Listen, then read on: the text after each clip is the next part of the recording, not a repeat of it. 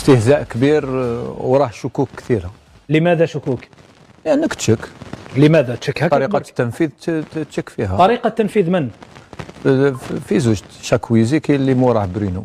علاه اللاعبين ما يضيعوش ركله الترجيح؟ لا يضيع طريقه نظن بلي حتى وممكن بالك ما وراه حتى شيء ممكن لا. ولكن تخليك تشك، لانه شوف خاصه اللقطه تاع برينو لما يجي يقذف قبل خطوه ولا خطوتين من الكره ديجا بونو كان في الجهه اللي راح يسدد فيها. الحراس يونتيسيبي يونتيسيبي يروح الحارس يخير الجهه ويروح قبل ما يسدد اللاعب. بونو يونتيسيبي قبل ما يتيري.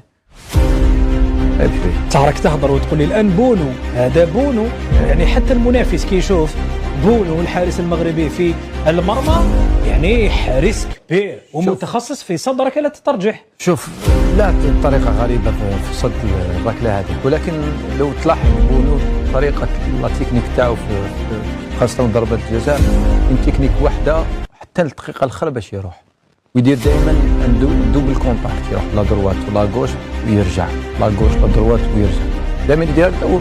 ولا اللقطتين الاولين نظن اللي دارهم ولا روماركي لا تكنيك، باسكو كاين دي فوا تروماركي لا تكنيك تاع لو تيرور، التكنيك تاع الكارديان كيفاش تعرف الضربه تاع برينو نظن بلي بلا ما دار هكذا عفسه تاعو راح ديريكت، ولا بروف راح بزاف ورجع لها.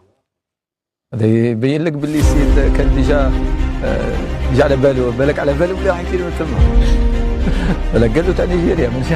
لو كان قال لي محلل لو كان قال لي محلل اخر ربما نقول لا ما دام قال عمار عمور هنا، عمار عمور التسديده للظهير الايسر يعني ركله الجزاء هذه اللي سدها بونو. شوف بالون وراه برك مازال ما وصلش، شوف بونو وراه راه متر ساحه اونكور بير. لو كان تروح قبل لو تير تروح تطيح باش تديها. ما طاحش. انا واش الناس اللي راهم يشوفوا فينا باش يفهموني اكثر، لاحظوا طريقه بونو في حراسه المرمى خاصه في ضربات الجزاء، وشوفوا لازم نديروا اسقاط عليها على ضربه الجزاء تاع برينو خاصه، يعرفوا واش ممكن هذا ما كان. لذلك نظن باللي ضربه جزاء غريبه جدا.